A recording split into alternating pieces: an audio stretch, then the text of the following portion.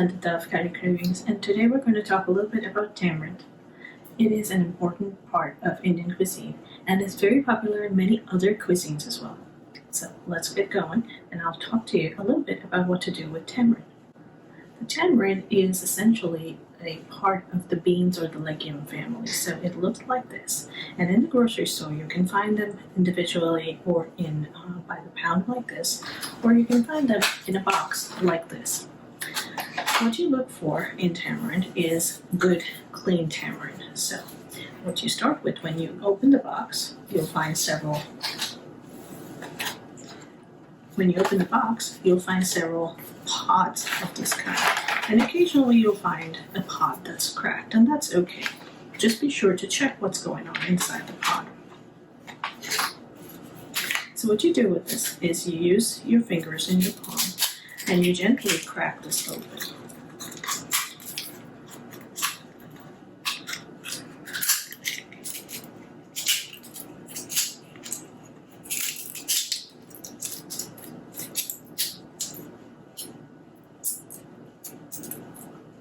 Look, that's the tamarind. Now, the inside is very lightly sticky, and that's natural for the tamarind. All the pulp is held in place with the help of these threads, and you try and take all the threads out as much as you can, and you don't have to worry about if you don't get them all in the first shot. But essentially, when you start working with it, this part is not going to disintegrate anymore. So this is something that you take out off the bat. So I'm going to move this to the side, and I'm going to keep this open pod here for you to see. Get that one more open. I'll show you what's going on inside it.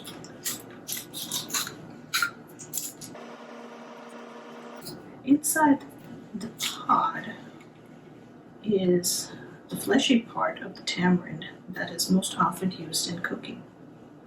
Along with it are the seeds, and the biggest challenge for most people is not understanding how to get to the seeds. So when you break this apart, you'll see that the inside is actually hard,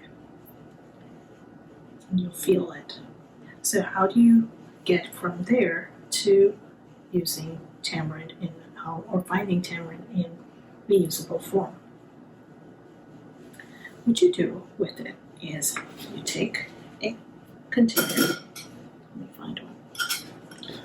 You take a glass container and you place all your pods in here, including this one, and you cover this with hot water for about 15 to 20 minutes or longer if you want to plan ahead and get this going. What happens with it at the end of 15 or 20 minutes is this was already started up, and I'll show you in here the threads are still there. They end up taking a slightly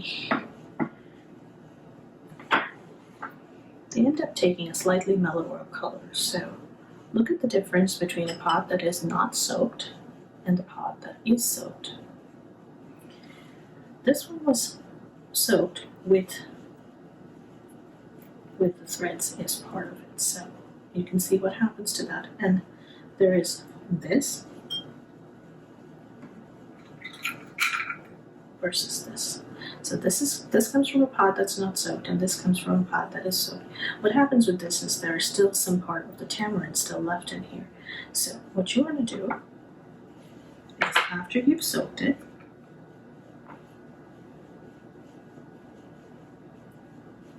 you separate out with clean hands, of course. You push in and you push. You kind of start mushing the pod.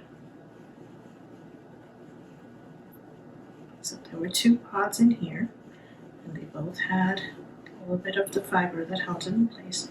And this is the tamarind pulp. Bring it over and show you. It is soft and mushy, and that's the pulp that you want.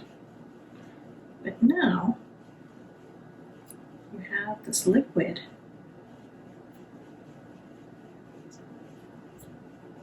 as you mush it around, you'll have a liquid that's brown, and in here you'll find the seeds.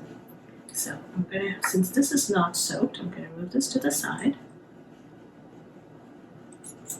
We're gonna transfer this into a clean container, sieve it out, or strain it.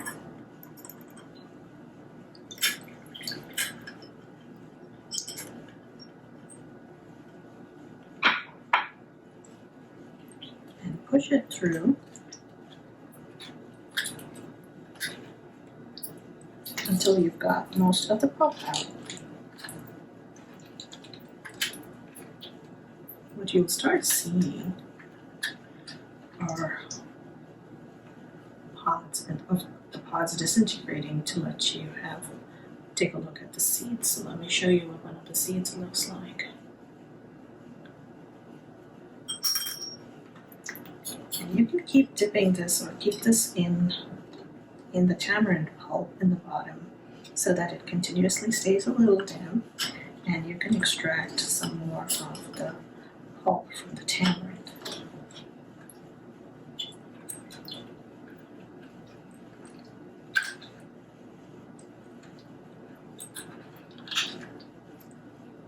Using your hands, you want to push as much of the tamarind pulp out as possible. And you can tell that there is still some pulp left over on this. And you may not get it all out in the same shot or in the first shot, but you've got to work on it. And see, sometimes you might forget a piece of the skin and you want to get that out as well. So that's definitely not edible.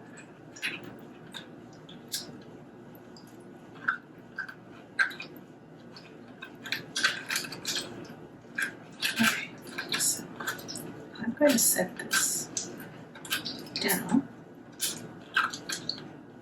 in a bowl.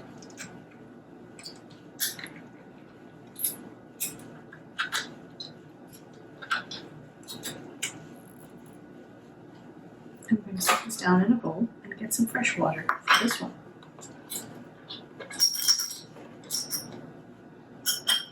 So this is the first water, or the strongest, that you're going to get out of 2 pots of tamarind water. I'll be back in a minute. Put some water in here. After you've taken out your first bit of tamarind water, you can tell that if you set it down for a little bit, it'll start separating into what is mostly the pulp and some part of the lighter liquid. Even in the video you can see up here is you'll start seeing some of this where the pulp actually settles to the bottom and the water that is in it stays to the top. Now, we still have some pods that still have some of the flesh still on it and the seeds, and I don't want it to go to waste. So what I'm going to do is pour just a little tap water in here, and I'm doing this so that it's at room temperature so that I can work with it and I don't scald my hands.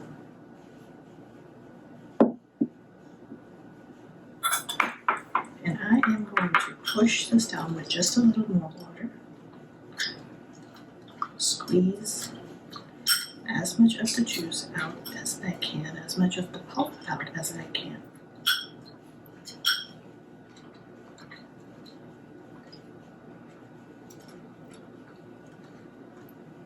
And a few minutes later, I will have most of the pulp left over in here. There's nothing in there. You can squeeze that out.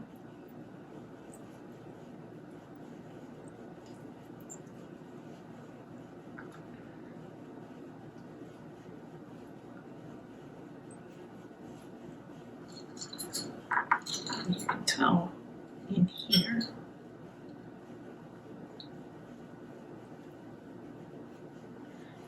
in here that what's mostly left over is the liquid with the seeds. Now, this is going to get added to our other liquid.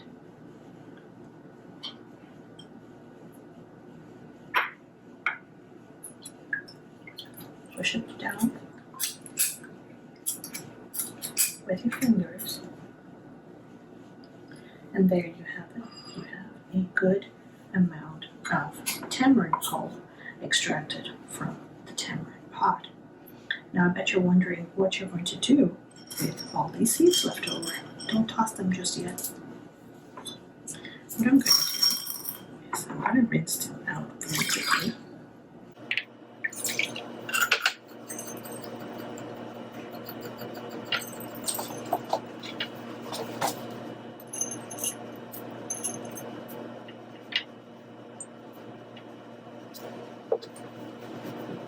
Pat them dry.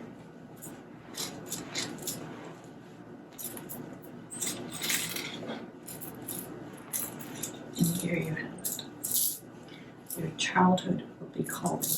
These make great mancala beads. They make great beads for your maracas. They're fun to play with. They don't get lost in there. They're just fun.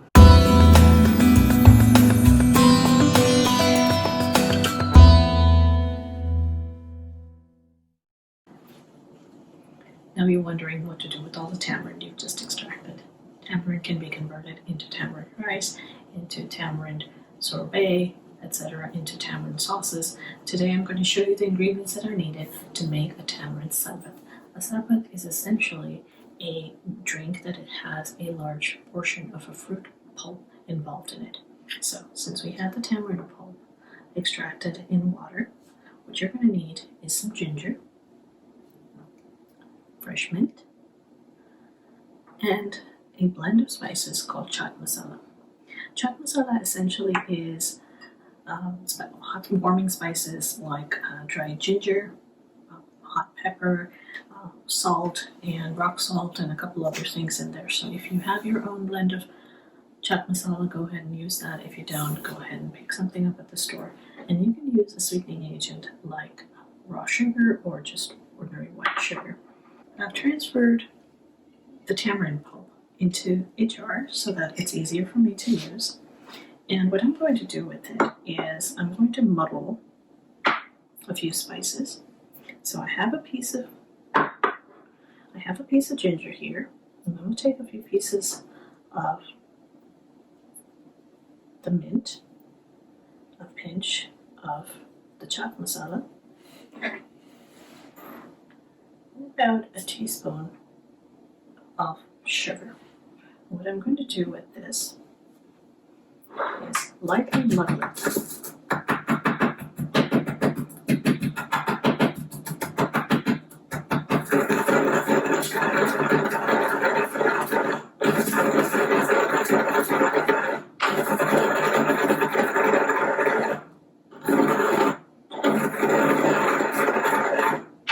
Into a paste.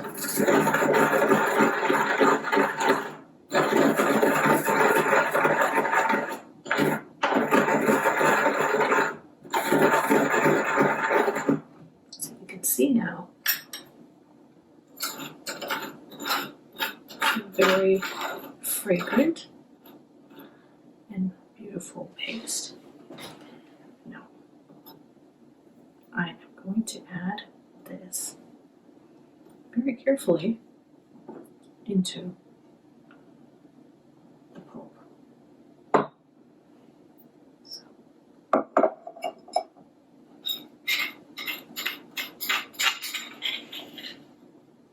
about a teaspoon of this.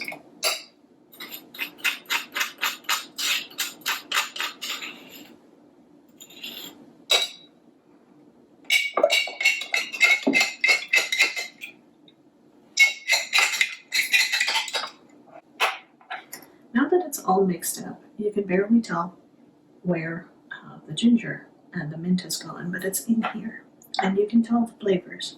So what I'm going to do is pour this over a glass of ice.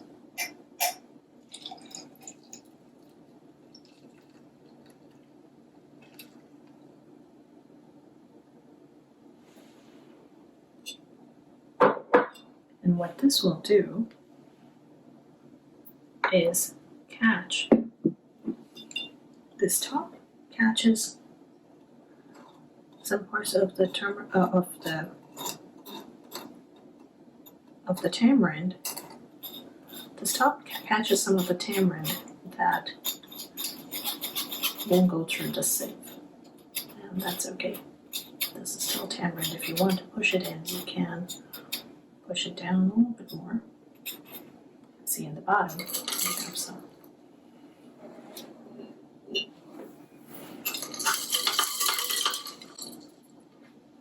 There you have it.